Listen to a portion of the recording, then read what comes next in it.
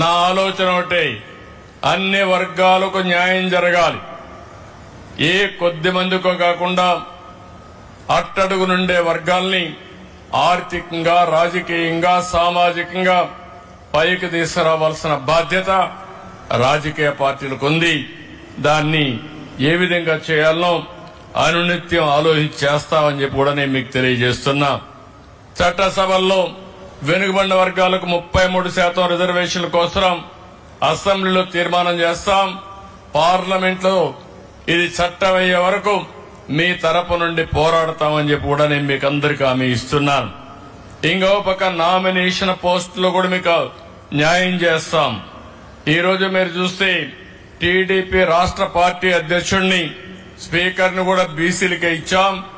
మంత్రులను కూడా అగ్రస్థానం ఇచ్చిన party Telugu Desam party, NDA government అని చెప్పి కూడా నేను గుర్తు చేస్తున్నాను. అయితే ఈ రోజు మీరు ఒక్క విషయం గుర్తుపెట్టుకోవాలి.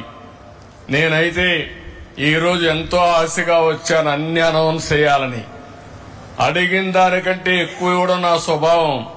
కానీ ప్రభుత్వాన్ని చూస్తున్నాను, 2 నెలలుగా చూస్తున్నాను. అన్ని శాఖలు సమీక్షలు చేశారు, అసెంబ్లీ అయింది. కానీ ఈ రోజు మీరు చూస్తే ఖజానా దివాలా తీసింది. మామూలు కాదు, 10 లక్షల కోట్ల రూపాయలు అప్పు చేశారు. వడ్డీ అసలు కట్టాలంటే సంవత్సరానికి 80 నుంచి 90 వేల కోట్ల రూపాయలు కట్టాలి. ఆదాయాన్ని పెంచకపోతే మనకొచ్చే ఆదాయం అప్పులు కట్టడానికి కూడా చాలే పరిస్థితి లేదు. అంటే పెను సవాళ్లున్నాయి. కానీ ఈ సవాళ్లను అధిగమించడానికి ఈ ప్రభుత్వం దృఢ సంకల్పంతో పనిచేస్తామని చెప్పి కూడా నేను మీకు తెలియజేస్తున్నా. ఏ శాఖలో చూసినా దోపిడీ, విధ్వంసం, అవినీతి, వ్యవస్థలు నిర్వీర్యమైపోవడం. నేను 4వసారి ముఖ్యమంత్రి అయ్యాను. 3 సార్లు చూశాను. 3 సార్లు కూడా ఎప్పుడూ ఇన్ని ఇబ్బందులు నేను ఎప్పుడూ చూడలేదు. మొట్టమొదటిసారిగా వ్యవస్థ పూర్తిగా భ్రష్టుపట్టి ఎక్కడికక్కడ నిర్వీర్యమైపోయి సమస్యలన్నీ కూడా ఒక సుడిగుండంగా మారే పరిస్థితికి వచ్చిందని చెప్పి కూడా నేను మీకు తెలియజేస్తున్నా.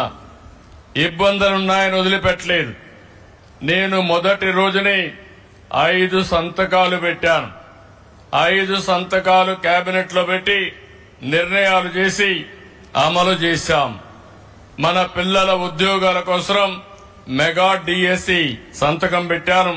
16,347 ఉద్యోగాలు ఇవ్వడానికి ముందుకు పోతున్నాం. ప్రాసెస్ ప్రారంభమైంది. వీలైన తొందరలో ఈ ఉద్యోగ నియామకాలు జరుగుతాయని చెప్పి కూడా నేను మీకు తెలియజేస్తున్నా. అదే సమయంలో పేదవాళ్ళకి ఏదైతే ఆ రోజు ఒక మాట చెప్పాను, ప్రతి ఒక్క ఇంటికి పెద్ద కొడుకుగా ఉంటా, మీ బాధ్యత తీసుకుంటానని చెప్పి పింఛన్ 4,000 రూపాయలు ఇస్తానని చెప్పాను. అంతేకాదు ఏప్రిల్ నుంచే ఇస్తా అన్నాను.